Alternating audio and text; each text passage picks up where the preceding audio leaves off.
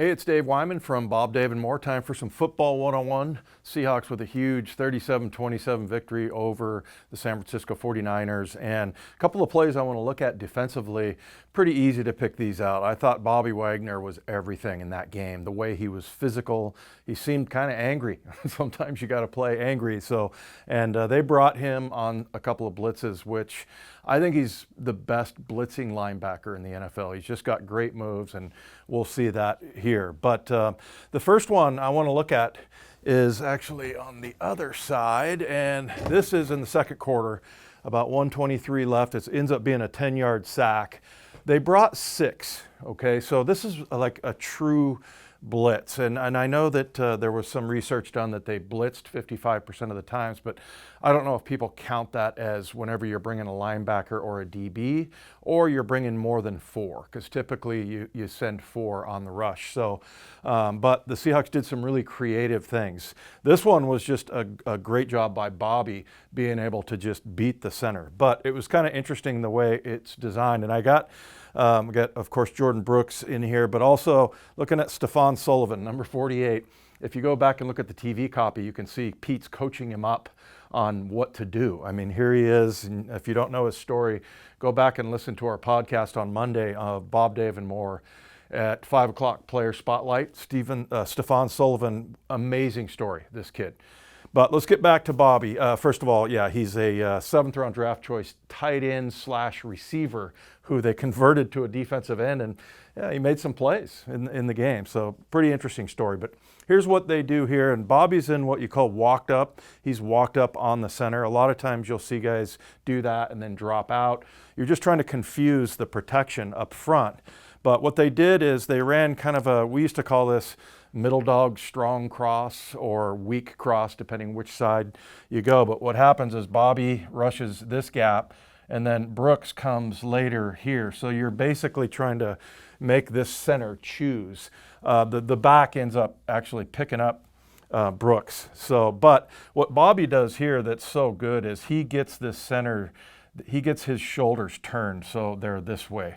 And you know, the rule for offensive linemen is you want to stay square and to the line of scrimmage, and he ends up getting turned trying to block Bobby. So Bobby comes through and just makes a killer sack. They ran a cover 1 behind, so you got free safety here, and then they were just locked up man to man, the rest of these guys here. And actually Trey got beat a little bit and he was open, but Jimmy Garoppolo, and this is why they went after him, he's not great when you blitz him. His eyes come down, and actually this receiver was pretty wide open if he would have seen it, but Bobby got to him too fast. The other thing I mentioned, Stefan Sullivan, he kind of came like a double loop. He kind of went upfield and then came around this way. He didn't end up getting there, about right here. I think he jumps up and down and celebrates, but pretty cool story. But yeah, they were going to try to bring him also if there was time to get there. So like I said, some pretty interesting the blitzes, the way that they designed them.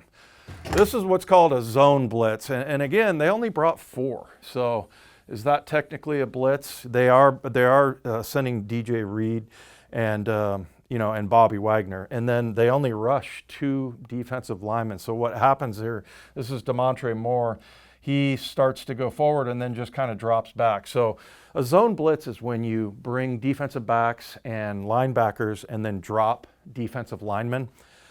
I gotta say, I'm not a huge fan of it. And the reason why is because you're a big defensive tackle. We saw Jaron Reed do this a couple of times where he drops back into a zone and he doesn't really know how to play zone. He just kind of stands there and is sort of covering a patch of dirt, So those guys aren't adept at, route reading and recognition and things like that.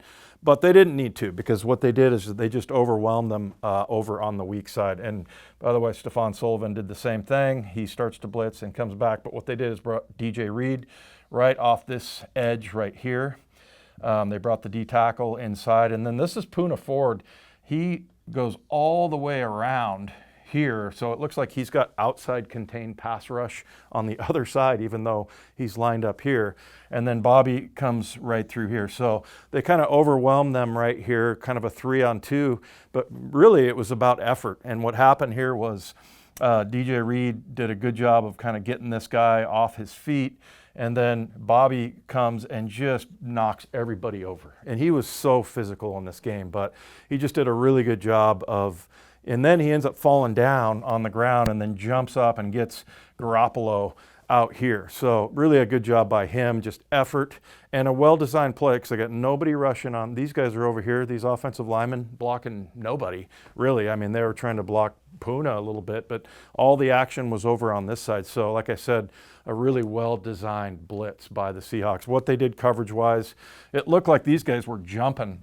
The corners were jumping the receivers right away, but everybody's just dropping back into a zone. You got here, Brooks ended up dropping back, and like I said, DeMontre Moore underneath. Football 101 is brought to you by Heritage Distilling Company, makers of BSB, Brown Sugar Bourbon.